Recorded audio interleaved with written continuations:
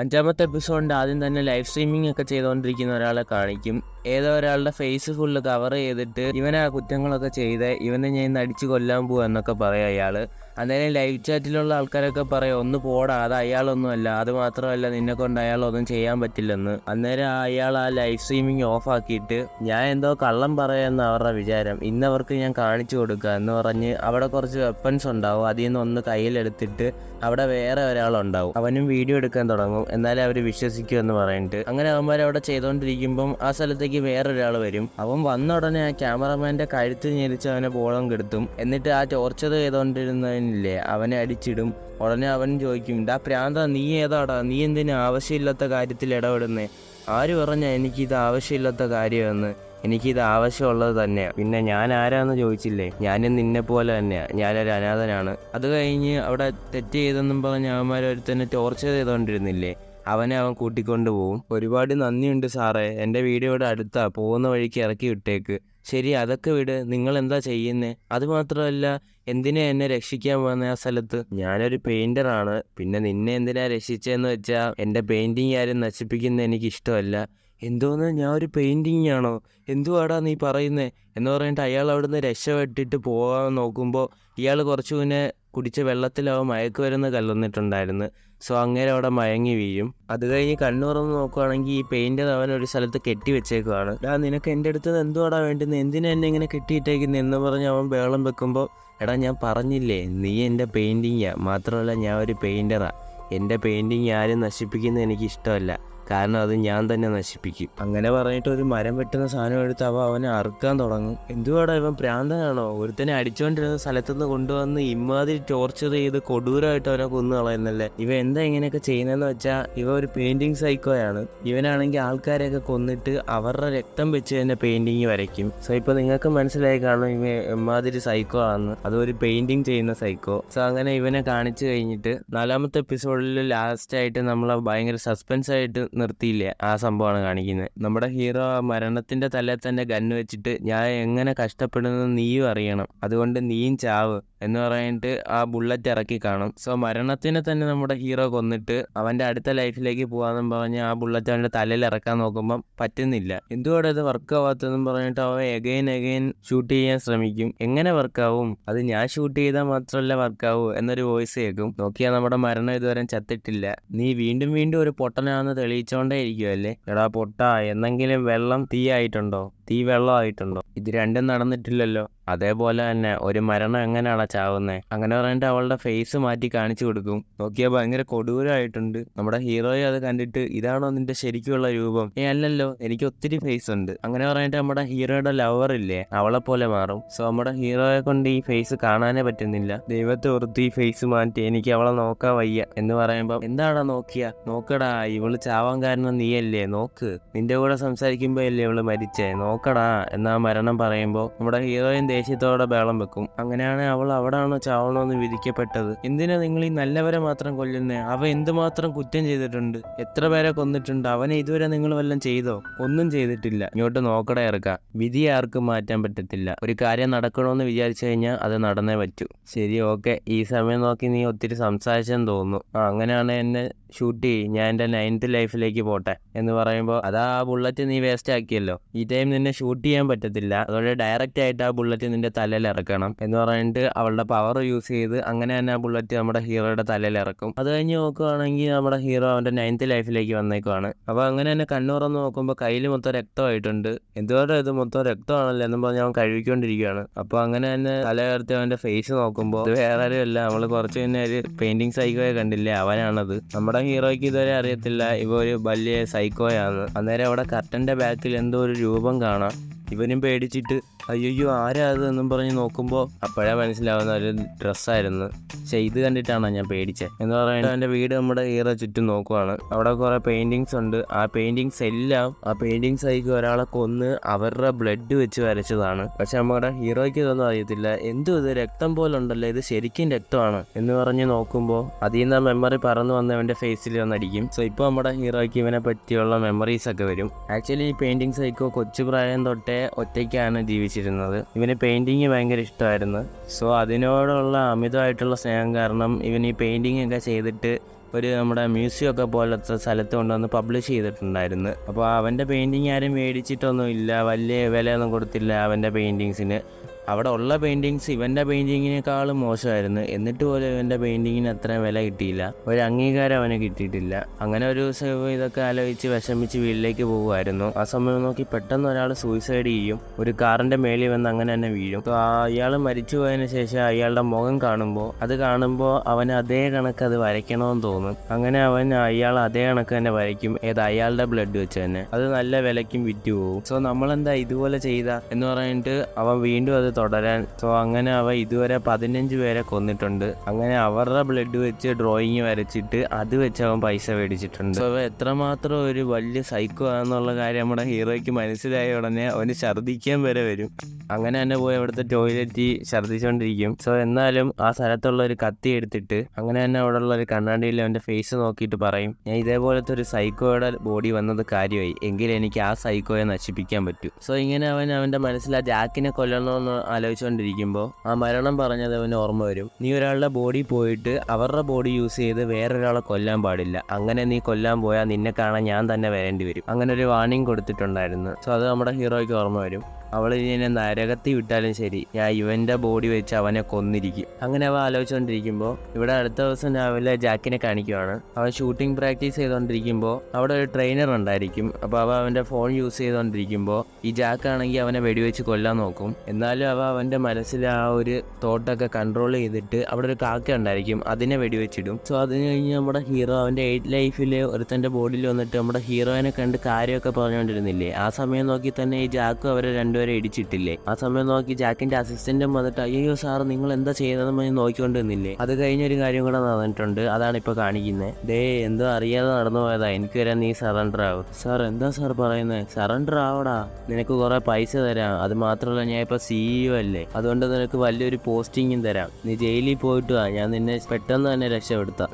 അങ്ങനെ പറഞ്ഞ ഉടനെ ഇവനാണെങ്കിൽ ആ കാറിൻ്റെ ഡാഷ്ബോർഡിൽ ക്യാമറയിലെ മെമ്മറി കാർഡിലെല്ലാം റെക്കോർഡായിട്ടുണ്ടായിരിക്കും. സോ അതെടുത്ത് അവനൊരു ഡ്രെയിനേജിനകത്തിടും. സോ അത് കഴിഞ്ഞ് പോലീസിനെയും കോൾ ചെയ്തിട്ട് ഞാൻ ഇങ്ങനെ രണ്ടുപേരെ കൊന്നു കളഞ്ഞ് എന്നെ വന്ന് അറസ്റ്റ് ചെയ്തു വന്ന് വിളിച്ചു പറയും. സോ അങ്ങനെ ജാക്ക് ഇപ്പോൾ ചെയ്ത ആക്സിഡൻറ്റ് അവൻ ചെയ്തതായിട്ട് അവൻ ചെന്ന് സറണ്ടർ ആയിട്ടുണ്ട്. എന്താണെന്ന് വെച്ചാൽ ഈ ജാക്കാണെങ്കിൽ പോസ്റ്റ് കൊടുക്കാം പിന്നെ പൈസ കൊടുക്കാമെന്നൊക്കെ പറഞ്ഞില്ല, അതുകൊണ്ട്. സോ അത് കഴിഞ്ഞ് നമ്മുടെ ഹീറോ ഗിഫ്റ്റ് ആയിട്ട് കൊടുത്ത പേനയില്ലേ, അത് അവ എടുത്തു നോക്കും. എന്നിട്ട് ആ മെമ്മറി കാർഡ് എടുത്തിട്ട് ഡ്രെയിനേജിൽ തന്നെ ആ പേന എടുത്തിടും. സോ ഇതൊക്കെ നമ്മുടെ ഹീറോ ആലോചിച്ച് കഴിഞ്ഞിട്ട് ഇപ്പൊ ആ ഡ്രെയിനേജിനകത്തുള്ള പേനയും മെമ്മറി കാർഡും എടുക്കും. സോ ജാക്കിന്റെ ഓഫീസിൽ ചെന്നിട്ട് അദ്ദേഹത്തെ ഞാൻ മീറ്റ് ചെയ്യണമെന്ന് പറഞ്ഞുകൊണ്ടിരിക്കും. പക്ഷെ അവർ അലോ ചെയ്യത്തില്ല, സാറിന് ഇപ്പം കുറെ സ്ഥലത്ത് മീറ്റിംഗ് ഉണ്ട്, അതുകൊണ്ട് വരാൻ പറ്റത്തില്ല എന്ന് പറഞ്ഞിട്ട്. ശരി, അയാൾ എവിടെ ഉള്ളതെന്നെങ്കിലും പറയാമോ എന്ന് പറയുമ്പോൾ ഇല്ല പറ്റത്തില്ല, സാറിന്റെ പേഴ്സണൽ ആയിട്ടുള്ള ഷെഡ്യൂളൊന്നും ഞങ്ങൾക്ക് പറഞ്ഞു തരാൻ പറ്റത്തില്ല എന്ന് പറയും. സോ നമ്മുടെ ഹീറോയെ കൊണ്ടൊന്നും ചെയ്യാൻ പറ്റത്തില്ല, അങ്ങനെ തന്നെ റിട്ടേൺ പോകും. ഇവൻ പോയി കഴിഞ്ഞിട്ട് നമ്മുടെ ജാക്കും ഒരു മീറ്റിങ്ങിന് പോകും. സോ അങ്ങനെ പോകുമ്പോൾ അവൻ്റെ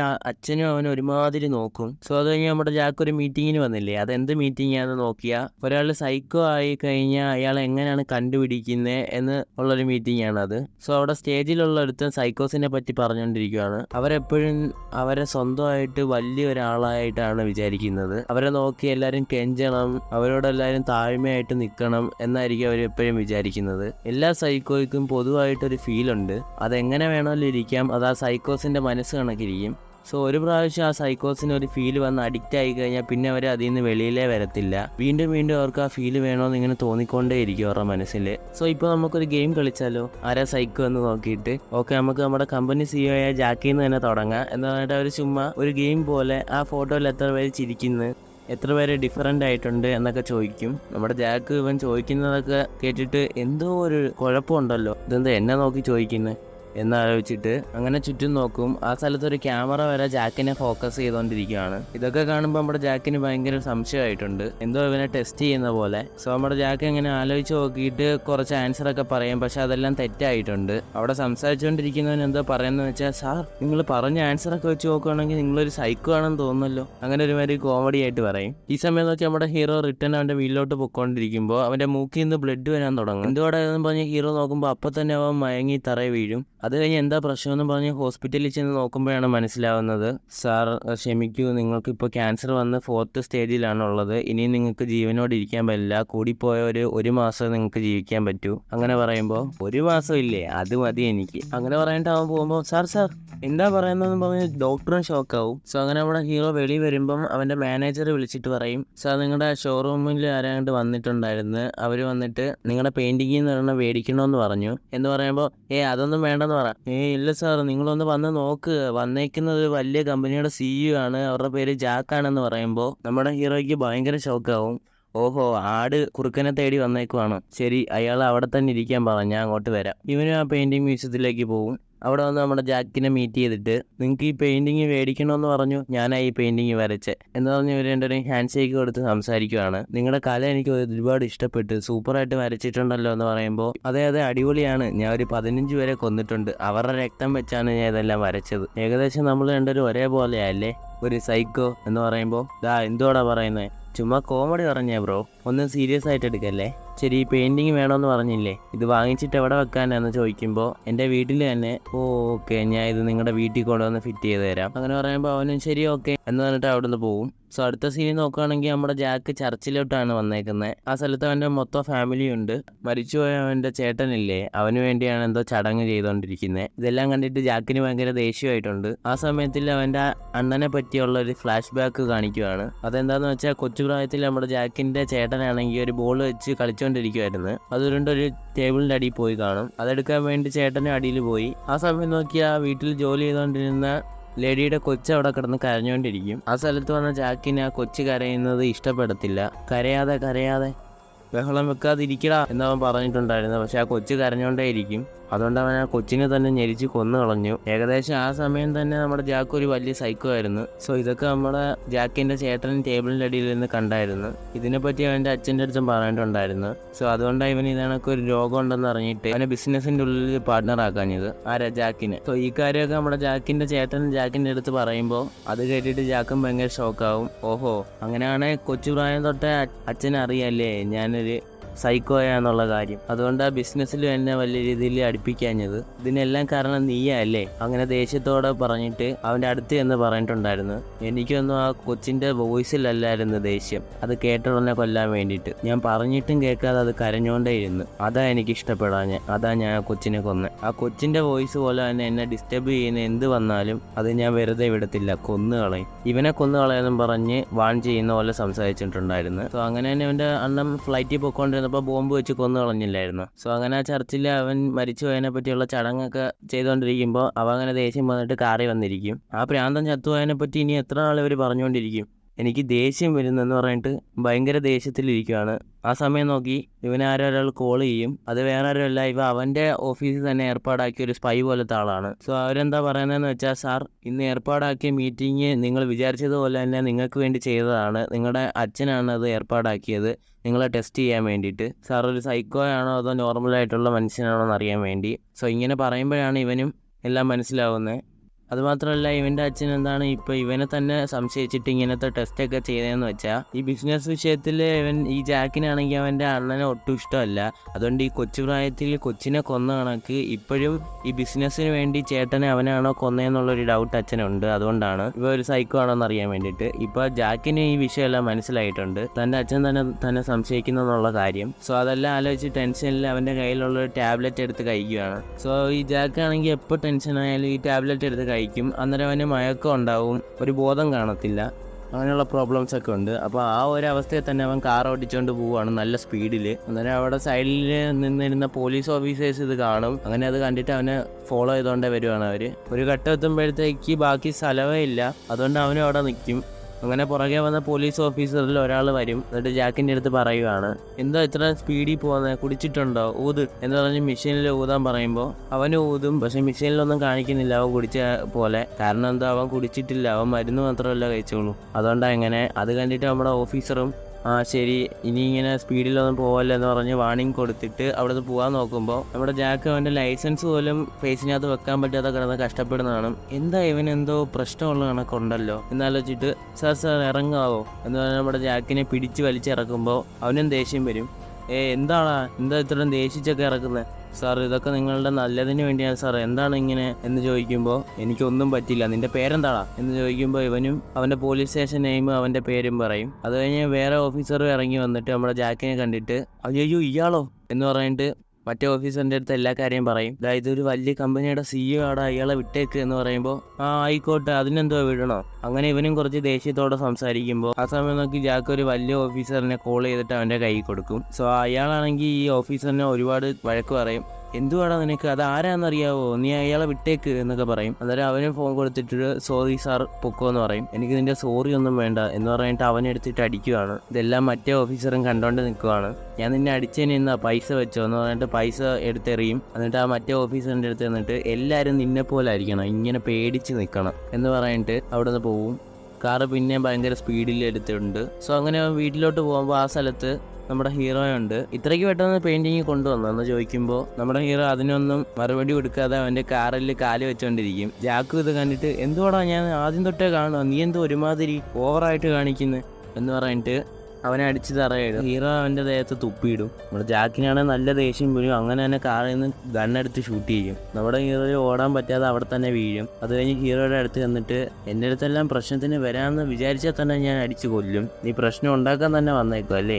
അങ്ങനെ സംസാരിച്ചുകൊണ്ടിരിക്കുമ്പോൾ നമ്മുടെ ഹീറോ പെട്ടെന്ന് കണ്ണു തുറക്കും. അത് കഴിഞ്ഞ് ഇവൻ വീണ്ടും ഷൂട്ട് ചെയ്യാൻ നോക്കുമ്പോൾ ആ ഹീറോ അതിൽ നിന്ന് രക്ഷപ്പെടും. അവൻ്റെ കാർ തന്നെ എടുത്ത് അവനെ ഇടിച്ചിടാൻ പോകും. സോ ഒരു ഘട്ടം കഴിയുമ്പോഴത്തേക്ക് ഹീറോ കാർ ഒരു സ്ഥലത്തോട്ട് മാറ്റി വെച്ചിട്ട് ഇറങ്ങി വന്ന് ജാക്കിൻ്റെ കയ്യിലുണ്ടായിരുന്ന ആ ഗണ്ണെടുക്കും. ഞാൻ നിന്നെ ഷൂട്ട് ചെയ്തില്ലേ, പിന്നെ എങ്ങനെയാണോ നീ രക്ഷപ്പെട്ടെന്ന് ചോദിക്കുമ്പോൾ ആരാ എത്രമാത്രം ദുഷ്ടനാ, എല്ലാം അറിയാമെന്ന് ഞാൻ എൻ്റെ സേഫ്റ്റി നോക്കാതിരിക്കുമോ എന്ന് പറഞ്ഞാൽ അവൻ്റെ ഷർട്ട് ഓപ്പൺ ആക്കി കാണിച്ചു കൊടുക്കുക. നോക്കിയ ഹാർമർ ഇട്ടിട്ടുണ്ടായിരുന്നു. സോ അതുകൊണ്ടാണ് ജാക്ക് ഷൂട്ട് ചെയ്തിട്ട് അവനൊന്നും ആവാഞ്ഞതെന്ന് തോന്നുന്നു. സോ അത് കഴിഞ്ഞ് ഈ ജാക്കിന് നമ്മുടെ ഹീറോ ഈ പെയിന്റിങ് സൈക്കോയുടെ സ്ഥലത്തേക്ക് കൊണ്ടുപോവാണ്. ഞാൻ ഇതുവരെ വരച്ച ഡ്രോയിങ്സ് വെറും ഡ്രോയിങ് മാത്രമല്ല, അതിലൊരു 15 പേരുടെ ബ്ലഡ് ഉണ്ട്. അതുകൊണ്ട് ഞാൻ 15 പേരെ ഇതുവരെ കൊന്നിട്ടുണ്ട്.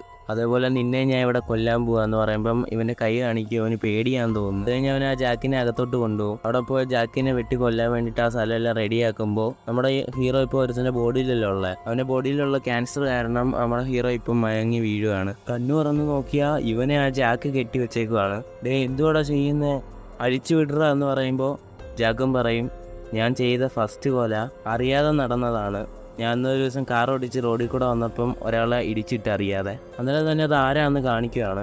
അത് വേറെ ആരുമില്ല, നമ്മുടെ ഹീറോ ഫസ്റ്റ് ഡേ ഇൻ്റർവ്യൂവിന് പോകാൻ വേണ്ടി പോയപ്പോൾ ഒരാൾ സൂയിസൈഡ് ചെയ്ത് ചത്തുപോയില്ലായിരുന്നു കാർ ഇടിച്ചിട്ട്, അവനാണത്. അവനെ ഇടിച്ചിട്ട് നമ്മുടെ ജാക്കാണ്. സോ അന്ന് ആക്സിഡൻറ്റ് ചെയ്തിട്ട് ജാക്ക് ഇങ്ങനെ വെളിയിൽ ഇറങ്ങി വരും അവൻ എങ്ങനെ ഉണ്ടെന്ന് അറിയാൻ വേണ്ടിയിട്ട്. നമ്മുടെ ഹീറോയും ആ ആക്സിഡൻറ്റ് പറ്റിയ ആളുടെ അടുത്ത് ചോദിച്ചില്ലായിരുന്നു സാർ നിങ്ങൾക്ക് എന്തോ പറ്റിയെന്ന്. സോ അപ്പോൾ അങ്ങനെയാണെങ്കിൽ ജാക്കിനെ നോക്കി പറഞ്ഞായിരുന്നു എന്നെ രക്ഷിക്കുമെന്ന്. ആ ഫീലാണെങ്കിൽ ആ ജാക്കിന് ഭയങ്കരമായിട്ട് അങ്ങ് ഇഷ്ടപ്പെട്ട് അന്ന് മുതലാണ് ആ ഫീൽ എനിക്ക് കിട്ടിയ ഉടനെ വീണ്ടും ആ ഫീൽ എനിക്ക് വേണമെന്ന് എനിക്ക് തോന്നിക്കൊണ്ടേയിരുന്നത്. സോ അതുമാത്രമല്ല, നീ ഇപ്പോൾ എന്നെ വിളിച്ചുകൊണ്ട് വന്നപ്പോൾ പറഞ്ഞില്ലേ ഇതേപോലെ 15 പേരെ നീ കൊന്നിട്ടുണ്ട് ടോർച്ചർ ചെയ്ത്, അവരുടെ ബ്ലഡ് വെച്ചാൽ നീ ഇതൊക്കെ വരച്ചത് എന്നൊക്കെ, അവർ കരയുമായിരുന്നു എന്നൊക്കെ. അതെല്ലാം കേട്ടപ്പോൾ എൻ്റെ കയ്യും വിറച്ചായിരുന്നു. പക്ഷെ അത് കണ്ടിട്ട് നീ വിചാരിച്ചാണ് ഞാൻ പേടിക്കുകയാണെന്ന്. ആക്ച്വലി നീ ഇത് പറയുമ്പോൾ എനിക്കതെല്ലാം ഫീൽ ചെയ്യണമെന്ന് തോന്നി. അതുകൊണ്ടാണ് എൻ്റെ കൈ വിറച്ചത്. ആ ഒരു ഫീല് ഞാൻ അറിയാൻ പോവുക. ഞാനൊക്കെ നിന്നെക്കാളും വലിയ സൈക്കോ ആണ് പറഞ്ഞിട്ട് നമ്മുടെ ഹീറോയിട്ട് വെട്ടാൻ തുടങ്ങുവാണ്. അവനും ബഹളം വെക്കും, വേദന സഹിക്കാൻ പറ്റാതെ. നമ്മുടെ ഹീറോയും അവൻ്റെ 9ാമത്തെ ലൈഫ് വേസ്റ്റ് ചെയ്തേക്കാണ്. അപ്പം മരണം നോക്കിയിട്ട് പറയും നീ ഇതുവരെ അനുഭവിച്ചിൽ ഇതാടാ ഭയങ്കര കൊടൂരമായിട്ടുള്ള മരണം എന്ന്. പക്ഷെ നമ്മുടെ ഹീറോ ആണെങ്കിൽ ഇപ്പം ചത്തുപോയതിനെ പറ്റിയിട്ടൊരു വിഷമവും കാണിക്കുന്നില്ല. ആ വേദനയിൽ അവന് വിഷമമില്ല. അങ്ങനെ തന്നെ ഒരുമാതിരി ചിരിച്ചുകൊണ്ടേ എണീക്കുവാണ്. അപ്പോഴാണ് മരണത്തിനെ മനസ്സിലാവുന്നത്. അങ്ങനെയാണെങ്കിൽ നീ വേണമെന്നും വെച്ചാണോ ചത്തേ അങ്ങനെ ചോദിക്കുമ്പോൾ നമ്മുടെ ഹീറോ അതേന്ന് പറഞ്ഞിട്ട് ചിരിക്കും. സോ എന്തിനാ ഹീറോ ഇപ്പോൾ വേണമെന്നും പറഞ്ഞ് ചത്തേന്ന് വെച്ചാൽ നമ്മുടെ ഹീറോ അവിടെ നടക്കുന്ന എല്ലാം റെക്കോർഡ് ചെയ്തിട്ടുണ്ടായിരുന്നു. സോ ഈ ജാക്ക് ഒരു വലിയ ആളാണ്. അപ്പോൾ അവനെ പിടിക്കുമ്പോൾ വലിയ തെളിവ് വെച്ച് തന്നെ പിടിക്കണമെന്നുള്ള രീതിയിലാണ് തന്നെ ചത്ത് ഇതെല്ലാം റെക്കോർഡ് ചെയ്തൊരു തെളിവുണ്ടാക്കിയത്. സോ ഭയങ്കരമായിട്ടുള്ളൊരു ട്വിസ്റ്റ് വെച്ചാണ് ഈ എപ്പിസോഡ് അവർ നിർത്തിയേക്കുന്നത്. പിന്നെ ഞാൻ നിങ്ങളെ 6ാമത്തെ എപ്പിസോഡിൽ വന്ന് കാണാം. അതുവരേക്കും ടാറ്റാ.